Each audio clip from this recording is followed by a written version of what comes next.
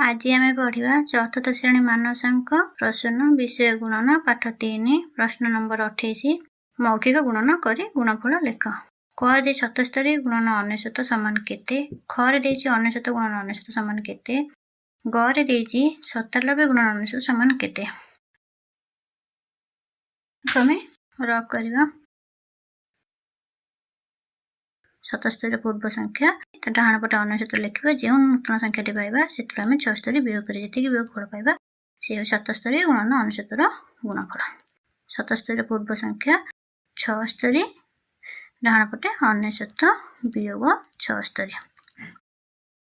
नूतन संख्या पाइले 7699 वियोग कले 76 9 रु 6 गले 9 रु 7 गले 2 6 को 6 7 रु 7 तेबे 77 गुणन 99 गुणफल पाइले 7623।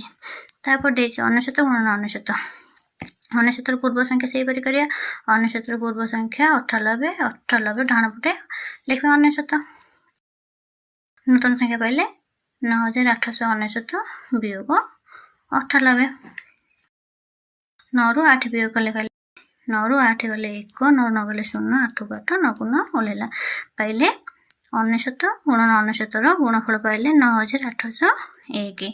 तापर देजी 97 गुणन 99 97 पूर्व संख्या 97 पूर्व संख्या 96 96 डाण पटे 2 गोटे 99 लिखिले 99 9699 वियोग 96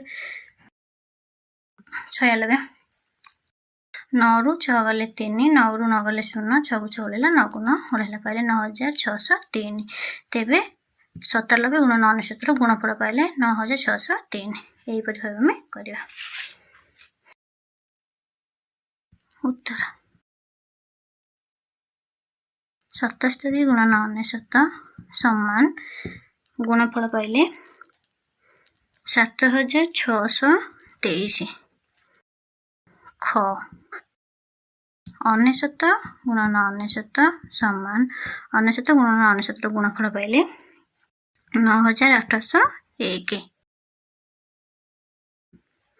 ग 97 गुणन 99 समान 97 गुणन 99 गुणफल पाइले 9603।